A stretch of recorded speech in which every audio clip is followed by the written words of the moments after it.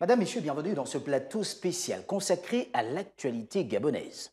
Dans cette émission, nous aborderons la question liée au changement dans la politique des bourses au Gabon. Et pour en parler, nous avons une invitée. Il s'agit de Madame Sandra Flore Mambari-Pinzé, épouse Abessolo, qui est la directrice générale de l'Agence nationale des bourses du Gabon, qui a accepté notre invitation. DG, merci à vous d'être dans les studios de Gabon 24. C'est moi.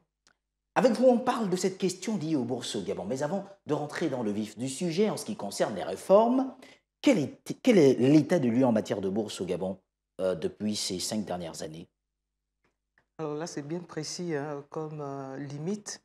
Il faut dire que la politique de bourse sur les 5 dernières années obéissait à une attribution suivant uniquement l'obtention du bac. D'accord. Et ce texte, qui est le décret 404, qui a été promulgué en 2012, faisait que le bac soit attribué uniquement à l'obtention du bac. Et du coup, ça donnait dans l'opinion qu'il s'agissait juste d'avoir le bac. Le bac pour avoir une bourse. Pour avoir une bourse. Ce que la loi 21-2011 ne prévoit pas. À côté de l'obtention du bac qui est le sésame pour les études supérieures, il y a les critères de moyenne et les critères d'âge. Alors, il y a justement ces critères, des éléments qui sont rentrés au fur et à mesure dans leur applicabilité. Aujourd'hui, lorsque l'on parle, par exemple, de la situation liée à la politique de bourse au Gabon, bien sûr, avant ces changements, qu'est-ce qui a véritablement été amélioré? Alors, avant de parler d'amélioration, il y a une situation. Nous avons en réalité, tout ce temps, 3 textes. Oui. De 2012 à aujourd'hui, nous avons le décret 404 qui universalise la bourse. Et depuis 2019, nous avons 2 textes, dont le décret 79 qui venait compléter le 404, notamment en intégrant les critères d'âge et de moyenne. Sauf que ces critères étant drastiques, c'est-à-dire il fallait une moyenne de 12, donc une mention assez bien, et un âge de 19 ans. Alors, avec les simulations qui ont été faites, on a arrivé à peine à 500, un peu plus de 500 bénéficiaires. Et considérant l'environnement sociologique qui est le nôtre, nous n'avons pas trouvé judicieux d'appliquer en l'état ce texte.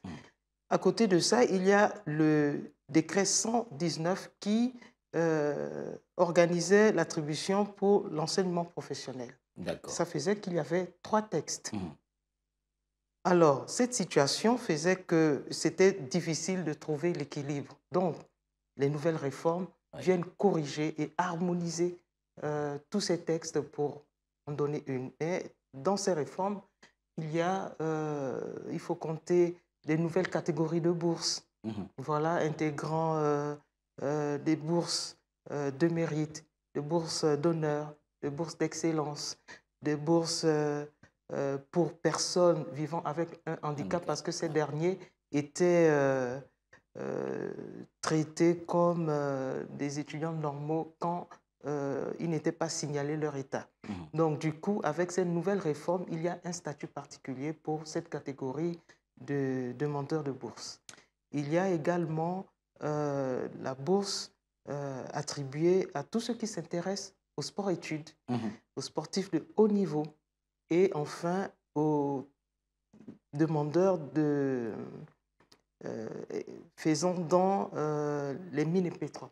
D'ailleurs, nous allons en parler au cours de cette émission. Madame la directrice générale, il y a eu souvent des plaintes en ce qui concerne l'attribution de bourses au Gabon. Est-ce à dire qu'aujourd'hui, avec ces réformes, c'est un peu la fin de toutes ces plaintes? Non, les plaintes, il y en aura toujours. Les plaintes sont également du fait que beaucoup se sont éloignés de l'agence, de toute l'activité qu'il y a autour. Oui. Beaucoup de parents et anciens étudiants en plus sont restés avec des anciens schèmes, alors que les choses ont évolué et on est resté dans les préjugés que autre chose. Voilà. Dans quel contexte interviennent donc ces réformes, selon vous? Mais c'est tout justement pour corriger, pour rattraper. Je vous disais qu'il y avait le décret 79 qui était drastique. Et si on avait eu le courage de l'appliquer, vous vous souvenez que lorsque le texte a été dévoilé, il y a eu des débordements. Voilà. Donc, ces réformes étaient pour rattraper justement et donner la possibilité de réajuster les choses en donnant la possibilité au plus grand nombre, non pas parce qu'il faut considérer que la bourse a ce côté social. Donc, ramener de 12 à 10, d'accord, vous voyez que c'est des efforts considérables. bien sûr. Voilà. Et ramener de 19 à 22 ans, voilà. Là, le technicien que nous sommes, nous pouvons appliquer aisément ces réformes. Alors, il y a des innovations à vous entendre parler. Justement, en matière de bourse, qu'est-ce qui va changer, outre les questions d'âge pour l'obtention de la bourse au Gabon? Qu'est-ce qui va également changer? C'est les procédures. D'accord. Depuis 2020, nous avons lancé la plateforme e-bourse qui permet désormais à tout apprenant, quel que soit l'endroit où il est, de pouvoir postuler en ligne. D'accord. Et d'ailleurs, ça a bien collé avec la situation de la pandémie. Vous vous souvenez que lorsqu'on a été en confinement total, s'il n'y avait pas eu cet outil, personne n'aurait eu l'occasion de postuler à une bourse. Oui. Donc, c'est des innovations considérables. Et pour l'heure, nous sommes en discussion avec tous nos partenaires et les établissements qui n'ont pas encore emboîté le pas dans le basculement à la digitalisation. C'est l'occasion parce que, vu l'importance des effectifs, il n'est plus possible de faire un traitement manuel. Avec tous les risques d'erreur, nous invitons tous nos partenaires à nous suivre dans le basculement pour faciliter le traitement des données pour que nos étudiants soient servis en temps et en heure. La digitalisation, d'accord, mais encore les textes et leur applicabilité. Alors, dites-nous, la problématique des retards des paiements de bourse va-t-elle aussi trouver des solutions? Parce que là encore, c'est une épine dans le pied de l'Agence nationale des bourses du Gabon, cette question relative au retard de paiement. Est-ce qu'avec ce nouveau décret, avec de nouvelles modalités d'attribution des bourses, l'on pourrait voir une amélioration à ce niveau également? C'est l'idéal. Ce n'est pas pour rien que l'agence a tout de suite vu que l'urgence était vraiment de s'approprier ce concept de digitalisation parce que le e-Gabon le prévoit. Et à terme, il y a l'interconnectivité, connexion entre les services. Maintenant, le retard, il faut savoir que dans la chaîne, il y a plusieurs maillons. D'accord. Voilà. Mais l'agence reste l'entité la plus visible parce qu'elle répond du versement des bourses. Ça, je peux l'admettre. Mais il faudrait que l'opinion sache que dans la chaîne, il n'y a pas que l'ANBG. Oui. Parce que tout part de l'établissement. Si l'établissement ne transmet pas à temps les résultats, si l'étudiant ne transmet pas à temps la preuve de sa réinscription, si nous n'avons pas les dates connues de rentrée scolaire, vous voyez que la reconduction de bourse prend du retard. Donc, il va falloir que chacun, dans sa position, joue le jeu pour que les enfants soient payés en temps et en heure. C'est notre ambition. Et c'est d'ailleurs assez compliqué, puisqu'il y a quelques semaines encore de cela, sinon à peine un mois, il y avait cette question liée au retard de paiement de bourse, quand on sait que le Gabon aujourd'hui fait partie des rares États dans la sous-région encore à donner une bourse aux étudiants. Vous, comment vous vivez cette situation au sein même de l'Agence nationale des bourses du Gabon? À côté des efforts que vous fournissez, il y a quand même manque de communication. pour les étudiants et les parents? Alors, à l'endroit des parents, mais vraiment, il faudrait que la sensibilisation s'étende également à l'endroit des parents. Mhm, Et en cela, les associations de parents d'élèves mhm. sont des bons relais parce qu'au sein même de la commission d'attribution de bourses, Mhm. il est représenté l'association des parents d'élèves. Il D'accord. faudrait que les parents et les apprenants soient imprégnés de nos réalités. Oui. Le retard n'est pas le fait uniquement de l'ANBG, mais c'est Mhm. parce qu'il y a plusieurs administrations qui interviennent. Il y a des problèmes de procédure. Donc, imputer le seul tort à l'ANBG, bon, je le conçois, mais l'opinion doit retenir que c'est chacun dans sa position qui devra jouer le jeu pour que nos apprenants ne souffrent pas de tels retards. Alors, rentrons de plein pied dans le vif du sujet, puisqu'il y a cette question liée aux conditions d'éligibilité à la bourse gabonaise aujourd'hui, en commençant d'ailleurs par l'enseignement général. Comment les choses se passent? Alors, la bourse est donnée aux seuls Gabonais. D'accord, Au moment de postuler, il faut être pleinement Gabonais, pas en voie de lettres. d'accord. Il faut certifier de sa nationalité gabonaise, c'est la première condition. Mhm. Pour l'enseignement général, il faut avoir 10 de moyenne Oui, annuelle et avoir l'âge de 22 ans. d'accord. Pour l'enseignement technique, il faudrait avoir 10 de moyenne et avoir 24 ans. D'accord. Et DG, je vais vous demander voilà. de le réitérer parce qu'il y a souvent comme un manque d'informations. Il y a eu des grincements de dents lorsque la question d'âge avait été revue. Là, il y a un nouveau décret, un autre décret qui précise d'autres modalités. On parle, par exemple, vous venez de le dire, de l'âge de 22 ans, qui, ma foi, est une bonne nouvelle pour les apprenants gabonais et surtout pour les parents aussi, parce qu'il faut justement relever le caractère social également de cet Tout à fait, accompagnement tout de à l'État fait. gabonais. Donc peut-être revenir encore sur ces explications, je vous en prie. Alors, dans mon propos liminaire, je vous disais qu'il y avait le décret 79 Mhm. qui fixait l'âge à 19 ans Oui, et la moyenne à 12. oui, Il fallait avoir nécessairement la mention assez bien. d'accord. Or, dans d'autres environnements sociologiques, il n'était pas possible d'appliquer ce décret en l'état. Mhm. Donc, avec ces nouvelles réformes, ramener dans l'enseignement général une moyenne de 12 à 10, c'est vraiment tenir compte et donner la chance à tout le monde d'accéder à la bourse. Mhm. Donc, il faudrait que les apprenants sachent bien que les efforts sont vraiment considérables, Oui, sont faits à leur endroit parce que la bourse est quand même donnée au mérite. oui. Vous vous souvenez que lorsqu'on était au secondaire, depuis la classe de 6e jusqu'en terminale, Mhm. mais n'avait la bourse que celui qui avait travaillé. Oui, bien sûr. Donc, la bourse vient primer celui qui se distingue. Mais le caractère social apparaît également voilà, pour tous ceux qui ont la moyenne, parce que c'est le plus grand nombre. Mhm. Et la prise en compte aujourd'hui des personnes vivant avec un handicap vient encore souligner le caractère social très important pour le chef de l'État. Donc voilà des réformes qui vont amener les enfants à s'approprier et avec l'avantage que les enfants ne soient plus hors des classes dans les prépas, mais soient maintenus en classe, non seulement pour préparer le bac, Mhm. mais pour combler les lacunes. Parce qu'une fois ils sont dans l'état d'esprit de se mettre dans des prépas, ils ne sont que dans l'objectif d'obtenir le bac. Mhm. Mais à quel moment on songe à combler les lacunes? Donc ça Justement. ferait que l'exigence de la moyenne de classe ramène les enfants en classe Mhm.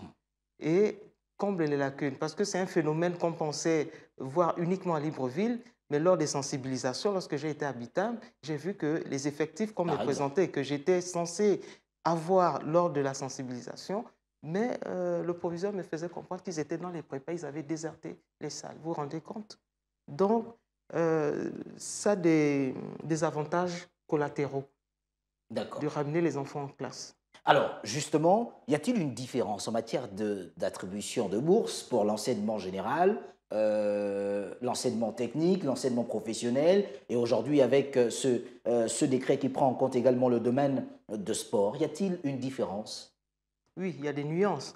Euh, Vous allez voir qu'il y a une moyenne de 10 pour tout le monde, pour tous les types d'enseignement. D'accord, L'enseignement général, l'enseignement technique, l'enseignement professionnel. professionnel, minimum 10 D'accord, de moyenne en classe. oui, Ensuite, vous avez l'âge, ça varie. Selon qu'on s'intéresse à l'enseignement général, c'est 22 ans. bien sûr. L'enseignement technique, 24 ans. Et l'enseignement professionnel, 27 ans. D'accord. Voilà. Donc, Une sorte d'égalité de chance. voilà, on veut donner la chance à tout le monde. Euh, pour tous ceux qui s'intéressent au sport-études, mais c'est des étudiants qui sont gérés également de la manière la plus normale parce que c'est juste la discipline qui vient faire la différence. D'accord. Maintenant, ça soulève d'autres questions parce que dans le texte, c'est les pépinières qu'il faut entretenir entre 10 et 17 ans. Mais si en amont, il n'y a pas de championnat, il n'y a pas le retour des Jeux OXU, bon, il sera quand même difficile d'identifier tous ces jeunes qui s'intéressent au sport. C'est là qu'interviennent justement le ministère de l'Éducation nationale et celui du sport, parce qu'il s'agit quand même d'une question transversale. Lorsqu'on parle de sport en milieu scolaire, puisqu'il y a le programme sport-études, et puis à côté de celui-ci, en matière de bourse, désormais, il y a également des sportifs de haut niveau. Là, on s'interroge, de quoi s'agit-il véritablement? Qu'est-ce que ce décret vient apporter en matière d'accompagnement avec une bourse octroyée par l'État gabonais? Alors, c'est le soutien parce qu'il faut assurer une certaine visibilité de notre pays sur la scène internationale en matière de sport. D'accord. Et l'État a voulu souligner cet accompagnement en intégrant dans la politique de bourse cette nouvelle catégorie de bourse. Mais les critères obéissent à quelque chose de spécifique. Hein. Il faudrait avoir sur le plan international un certain classement qui s'appelle ranking. Ouais. Et puis le ministère sera chargé de l'inscrire par arrêté sur la liste des participants. C'est tout un ensemble. C'est pourquoi l'un des signataires de ce décret reste le ministère de Sport. Des sports. C'est particulier pour eux. Voilà. D'accord. Alors, est-ce qu'on peut revenir justement sur le paiement des bourses? En combien de phases le paiement de bourse se fait au Gabon? À une certaine époque, pour nous autres d'ailleurs, il s'agissait de 3 phases durant l'année académique. Aujourd'hui, est-ce qu'il y a des changements qui ont été apportés, surtout avec ce nouveau décret, bien que, bon, à tort ou à raison, l'ANBG est souvent pointée du doigt sur la question des retards. Mais comment cela se passe? Qu'est-ce que l'on doit retenir aujourd'hui? Parce qu'un décret implique des changements, une nouvelle façon de faire, un peu plus de rigueur, de toute la chaîne d'ailleurs. Comment cela se passe dorénavant? Alors, il faudrait que l'opinion retienne une bonne fois pour toutes que l'ANBG intervient en bout de chaîne. D'accord. Les retards constatés ne sont pas du fait de l'ANBG. Si nous considérons notre C'est important de le préciser, hein, parce qu'on a souvent vu de nombreux mouvements d'humeur observés devant l'ANBG, comme cela. C'est la méconnaissance. Voilà. Hein, c'est la méconnaissance parce des qu'il n'y a pas de... C'est important de le préciser. C'est la méconnaissance des procédures. Je vais parler de notre environnement. Si l'étudiant qui postule a son dossier examiné à une date X, on va prendre le cadre normal d'une année normale. Admettons que la rentrée se fasse en octobre et l'étudiant a postulé depuis avril, comme ça se faisait, et les travaux, une fois débutés, le dossier arrive sur la table de la commission. Et cet étudiant obtient enfin le statut de boursier. Parce que la commission a examiné son dossier, il est enfin boursier avec la preuve de son statut puisqu'on lui délivre une attestation de bourse. Oui. Alors, si la rentrée académique est fixée en octobre et que son dossier, parce qu'il n'a pas été complété par ses résultats, par son inscription, et voilà, le dossier ne pourra pas être soumis à l'appréciation de la commission. Et ça crée du retard. Bien sûr. Donc, il faudrait que chacun joue le jeu. Tant que le dossier n'est pas complété, et c'est ça qui se faisait jusqu'à aujourd'hui, le dossier d'un étudiant va être traité lorsque l'étudiant aura enfin eu l'opportunité de verser au dossier toutes les pièces attendues. D'accord. Mais on est au-delà d'octobre, on est peut-être déjà en décembre, et c'est ce retard-là qui va créer même ce que les enfants appellent au quartier le gros lot. Parce que lorsque le calcul de bourse va intervenir, nous allons rappeler les mois dus. Oui. Ils appellent ça le gros lot, mais ça c'est au quartier. Dans le texte, ce n'est pas appelé ainsi. Mais ce n'est qu'une conséquence du retard. Donc les retards ne sont pas du fait de l'agence, mais il faudrait que toutes les parties prenantes en amont fassent les choses de telle sorte qu'en temps et en heure, et ça c'est notre souhait, l'étudiant ne puisse pas en pâtir des errements de l'administration. Alors, sur le plan international, il y a des étudiants gabonais. Et d'ailleurs, le Gabon est à saluer, je le disais il y a quelques instants, sur son engagement à accompagner socialement ces étudiants qui sont expatriés. Mais là aussi, il y a souvent des retards de paiement de bourse pour certains, comptant la plupart du temps sur celles-ci pour pouvoir poursuivre leurs études. Qu'est-ce qui serait à l'origine souvent de ces retards, par exemple, de paiement de bourse pour des étudiants à l'étranger, les étudiants gabonais? C'est le même principe.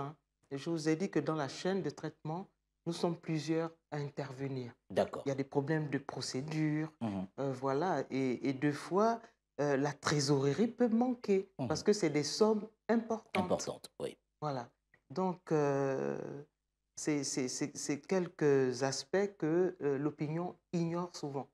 Voilà. Et avec le nouveau décret, est-ce qu'il y a également des mécanismes qui seront mis en place pour permettre que dans la chaîne, justement, tout le monde fasse son travail en temps et en heure, même si on sait que l'ANBG n'a pas le pouvoir de, je ne sais pas, je me le dis et je pense à haute voix, n'a pas le pouvoir d'interpeller un établissement pour que les documents soient envoyés à temps. Est-ce que dans ce nouveau décret, cette nouvelle façon de fonctionner, il y a des mécanismes justement qui permettraient de ne plus retomber dans ces mêmes erreurs?